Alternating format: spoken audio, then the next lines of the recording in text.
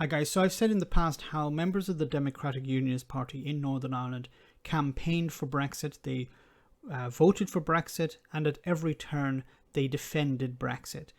And I put this down to the fact that their hatred for the European Union and their hatred for the Republic of Ireland is actually stronger than their love for the Union. Because if I was to tell them that, voting for Brexit could damage the Union, their response is basically, no, I'm going to vote for that anyway. Or I will deny any possibility that it could affect the Union. It could damage the Union. And now you're going to hear from Jim Allister, who's a member of the Northern Ireland Assembly, back in 2015 promoting Brexit. Now, in this entire interview, he talked mainly about trade, but I wanted to show you this snippet where he talks about the political implications of Brexit and how it's not a concern for the people of Northern Ireland. Do you want to see a new network, Jim Allister, of customs posts across the border? Is that what we're looking at under your scenario? I believe there's every prospect that if the United Kingdom leaves the EU, then the Republic of Ireland may well see the wisdom of doing that as well. But let's consider our trade. Let's consider our trade. I mean, that's absolutely. I mean, you complain about the Republic of Ireland sticking its nose in our business. With respect, you're coming perilously close to sticking your nose in the Republic of Ireland's business. I'm suggesting they might discover their economic interests right other than within the moribund EU. Okay, so the response, of course, was that we may need to put up. The question was we may need to put up border posts if Northern Ireland leaves the European Union. Isn't that a concern? And his response, of course, well, we just convinced the Republic of Ireland to join the UK in the disaster of Brexit. Now, this is Jim Allister. You would think people like this who were so wrong would go away and keep quiet. Well, unfortunately, no, they don't have this capacity. So I want to show you this from the 15th of March. The situation in Northern Ireland is getting more and more tense, and you're going to hear from Jim Allister in a moment. There's a younger generation coming up now who wants to just go for it. We're fed up with what's going on. The Good Friday Agreement's brought us nothing.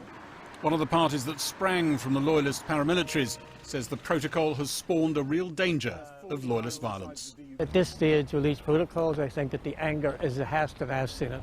Where does that anger go? Well, it depends on what the British government do. The protocols, he's blaming the protocol. It's not the protocol, it's Brexit. You should be pointing the finger at the likes of the DUP. You should be pointing your finger at the likes of Jim Allister before, who were promoting this. Now, of course, there was the possibility of a united Ireland, but I think if you eliminate Brexit, it was basically something that could happen due to demographic change, which is happening at the moment anyway. But Brexit speeded it along. Brexit gave it a boost. A united Ireland was helped by Brexit, and these people campaigned for it and they voted for it. And now they're complaining about it. In the last fortnight, the government's delayed tougher checks due to come in next month, and it's said it's unilaterally cancelling the EU restriction on British soil coming into Northern Ireland. Cricket pitches, it was claimed, were threatened as they couldn't import English loam to firm up the ground. I do too at the other end, 22 yards apart. But it's unilateral action, not agreed by the EU, and not enough for some. Either we kill the protocol or it kills the union. Jim Allister leads a smaller Unionist party, now picking up support from the DUP and, some think, some imitation. I'm glad that unionism is essentially on the same page now on this. But it's your page, it's your plan. No, look, it's not my page. It's the plan and the page of saving the union. So, he said either it's the protocol or it's the union. Well, what is the alternative to the protocol? These people don't actually have an alternative. They complain about the protocol. All of them on the unionist side are saying we don't want the protocol. The protocol is the problem. Okay, but what is the alternative? See, there's a bigger problem here for unionism.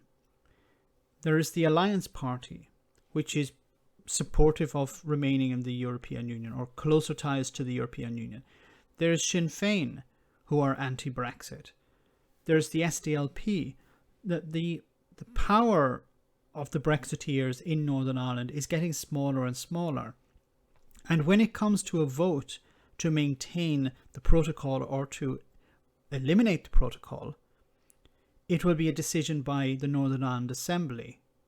And the unionist power, and I mean the extreme unionist power in the Northern Ireland Assembly, is getting smaller and smaller, and they're afraid that they could get into a situation where they don't have the votes to stop the protocol. Instead, what they're doing now is they're just criticizing the protocol and saying it should be thrown away. The Democratic Unionist Party are not very democratic, but they're not actually presenting an alternative. So they're saying we need to get rid of the protocol, and unfortunately no journalist is asking them, and replace it with what? Because they don't have an alternative. They're talking about negotiating something with the UK and Ireland and leaving the EU out of it. Yes, but these people don't understand reality. They don't understand Brexit. They don't understand trade. They don't understand rules and regulations. I keep coming back to the same problem here. These people campaigned for something they didn't understand. And it seems to me that their hatred, especially the Democratic Unionist Party, their hatred for the European Union, their hatred for the Republic of Ireland, was stronger than their love for the Union. Isn't that a little bit sad? That these people are so full of hate that they destroyed the thing that they claim to love. And none of this was necessary. It wasn't necessary for the UK to leave the single market and the customs union. But the DUP wanted that. They complained on numerous occasions, if the UK remained within the single market and the customs union, that would not be Brexit. It would be denial of Brexit. It would be spitting in the face of the 17.4 million people who voted for Brexit, even though there was nothing on the ballot paper about the single market and the customs union. And I did a video recently about that. You know, Brexiteers are saying no one would want to leave the single market and the customs union, or the single market they were talking about. So, unfortunately, the unionists in Northern Ireland, the hardline unionists, have painted themselves into a corner. They've convinced their supporters to vote for Brexit, and now they're trying to convince their supporters that the protocol is the problem, not Brexit. The protocol is the problem. And unfortunately, they were able to lie and pour poison into the ears of people in the past, and they may be able to do it again. And some of the people they're pouring poison into may react in a very aggressive and violent way, I'm afraid. Let me know in the comment section, guys, what you think. As always, your comments are greatly appreciated. Thanks a lot. I want to say a big thank you to all of my patrons.